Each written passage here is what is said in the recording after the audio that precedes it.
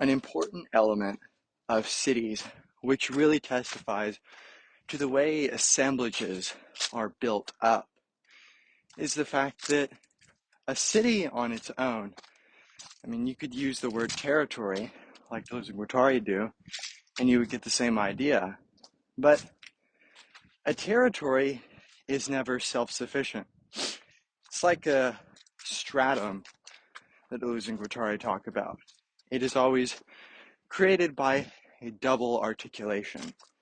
Think of this as self and other in Hegel's work, or really any kind of modern philosophy. This is something postmodernism is trying to go up against, trying to get rid of these binary double articulations.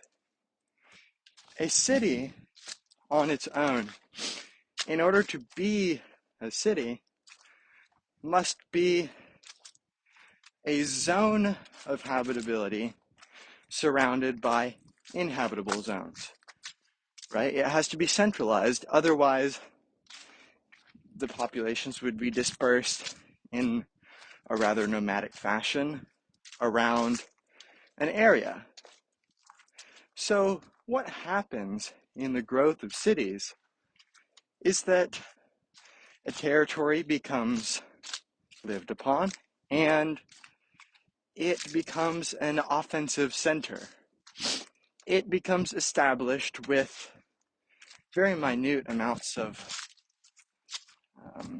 infrastructure.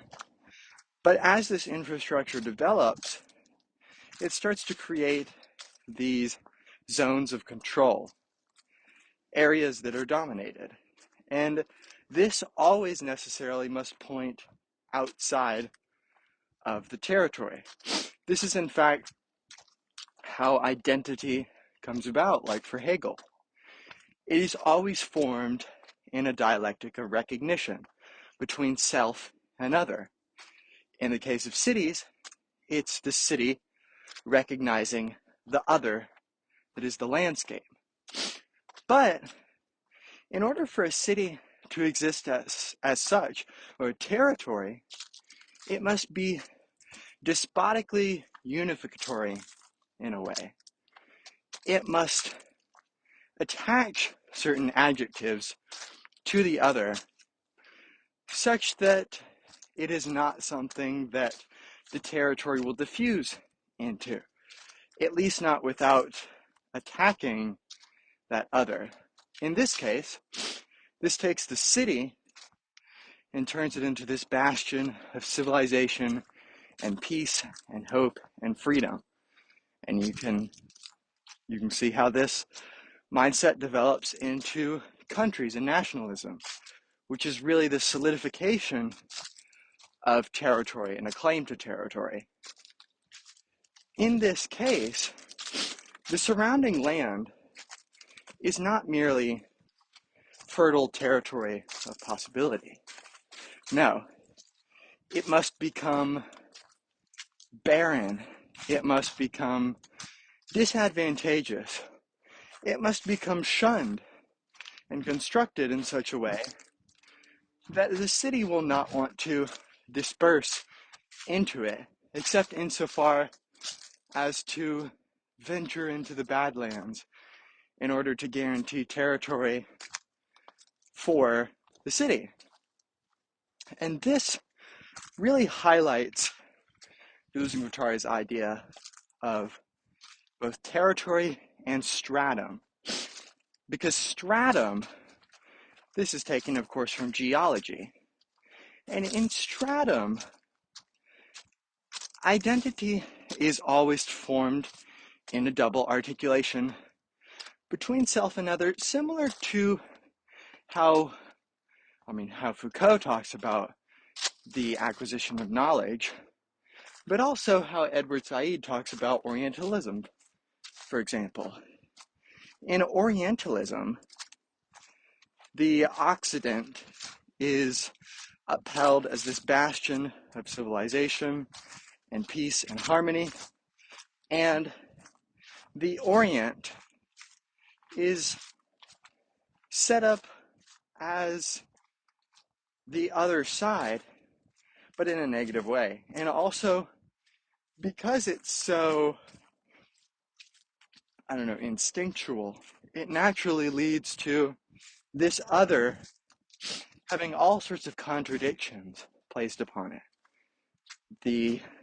The Orient is despotic and dangerous, but it's also interesting and necessary to discover, partially because this relation between self and other, between city and the barren territory around the city, this is a rather precarious situation. The city must exist parasitically in its relationship to the territory around it. It must establish itself such that it has a territorial claim, but it also must have an impetus to expand. As populations grow, it needs to expand its territory in order to have more livable land and also more resources for agriculture. And as a result, the territory around the city can best be understood in an attitude of colonialism. The city must have a relationship to its other such that it is terrifying and something you don't want to go to, but also something that you need to conquer and apprehend. And as a result, we have some very strange phenomena occurring in capitalism today, which really show the schizophrenic nature of capitalism. Because cities start to cast wide shadows. Urban sprawl starts to occur, where the city and the suburb start to become part of the same cultural assemblage. And by doing this, there are strange lines that are crossed between the territory outside of the city and the city itself. It starts to become one with its own form of proliferation. So as a result, we see that the precarious nature between self and other must become so totalizing that the city will grow to encompass the entire territory to which it may have had a claim over. And I mean, it's on the first page of Baudrillard's Simulacra and Simulation. There's a story of a map that is so precise that it covers the territory completely, so much so that it is exactly identical to the territory. The map grows ever larger, it starts to become 3D, and eventually it can literally envelop every single element of the territory. And at this maximum despotic moment, the self and other are no longer split, they're identical. And thus, this despotic relation sows the end of identity as such. And thus, Deleuze and Guattari are critical of just this pure expanse of territory. This is kind of molar aggregates, as they talk about it.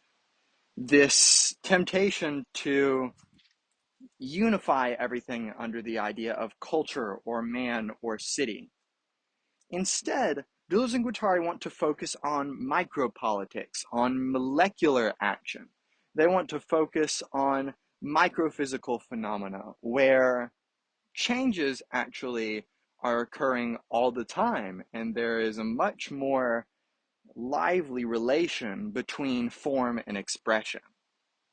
So I hope this has given you some stuff to think about with regard to Deleuze and Guattari's idea of stratum and territory and the growth of civilizations and the expression of form. I'll see you in another lecture.